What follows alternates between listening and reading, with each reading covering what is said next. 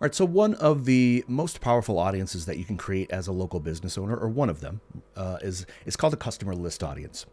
So what is that? Basically, what we want to do is we want to put in our customers. These are people that have already given us money. So hopefully, for the love of God, when somebody gives you money as a business owner, I hope that you're taking their information. You're taking their email. You're taking their phone number, your address. There's a plethora of different things that you can do as a business and use that information. But in regards to marketing, in regards to social media marketing, this becomes a very, very powerful audience. So if you are not taking information from your current customers, please start doing so, because there's so much value in that information.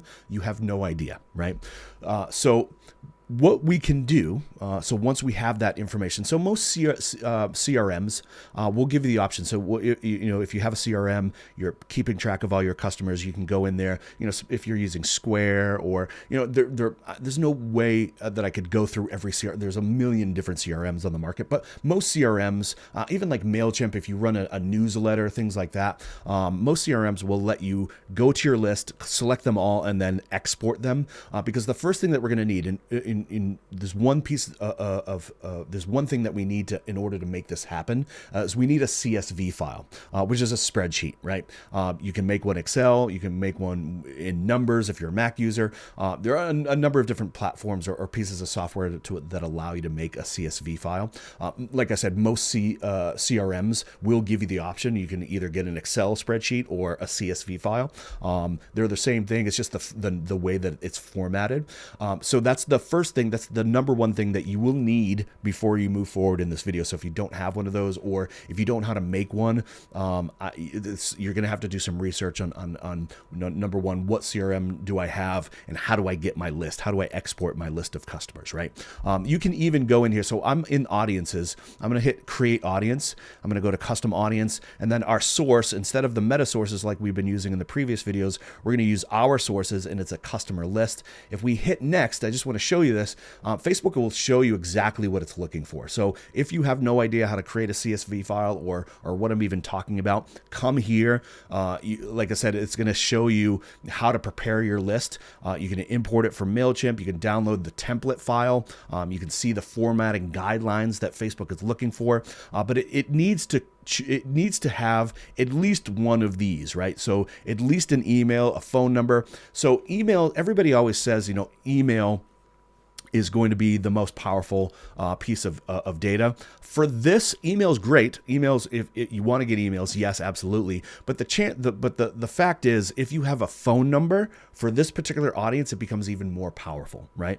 Why is that? Most people have multiple email addresses. So when they sign up for Facebook, some people won't use their main email address. They'll use an email address that maybe they don't check very often. Maybe it's a junk email. So most people have multiple email addresses, where most people only have one phone number, right? There are obviously the outliers that have multiple phones, but for the most part, most people only have one phone number. So yes, if you have an email, awesome, perfect. You can absolutely get this done. But if you have a phone number as well, that becomes even more powerful. So just let you know, if you're starting to collect information, if tomorrow you're like, Phil, that's a good idea, I should probably take my customers' information, get an email and get a phone number. Don't just get one or the other. So once you have that customer list, once you have that CSV file, you can actually have a text file as well.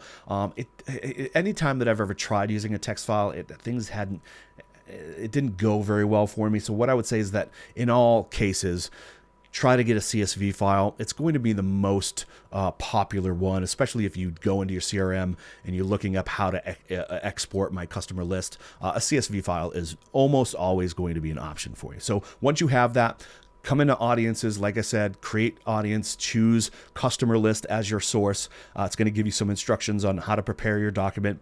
But if you have a CSV file with an email and a phone number, with email and phone number data, you should be good to go.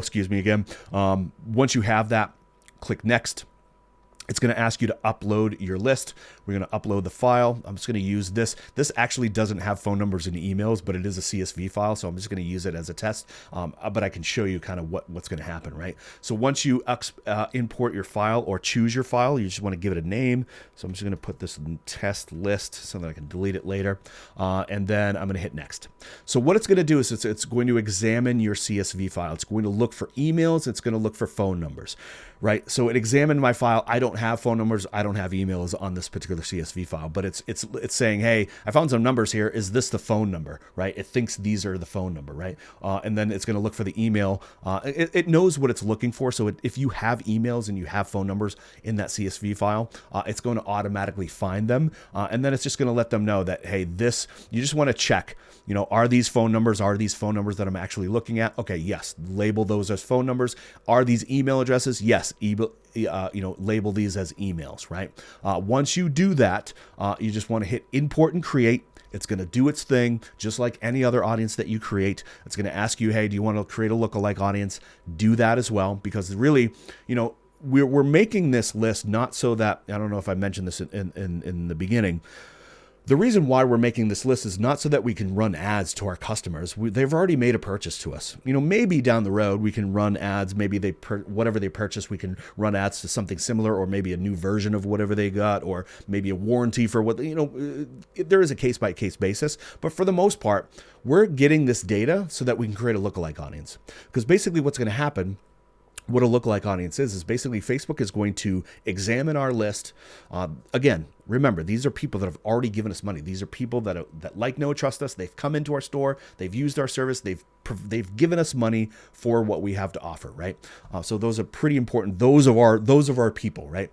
So Facebook will examine those. What are they interested in? What websites do they visit? What kind of groups are they, involved with? What are they interested? What's their behaviors on the platform? And then it's going to go find people that are just like those people, that are just like your customers, right? So do the math. If these are people that have already given you money, and Facebook is going to go find people that are just like them. So chances are those people will want to give you money as well. And that's always a good thing, right? So a customer list is a really important audience. So if you're not getting data, if you're not getting an email address or a phone number from your customer, start doing that right away. Start doing that tomorrow.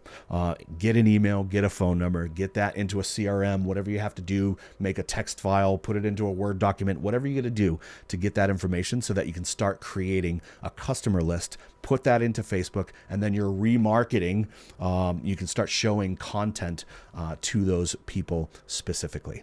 Becomes a very powerful audience. All right, so that's it for me. I'll see you in the next one.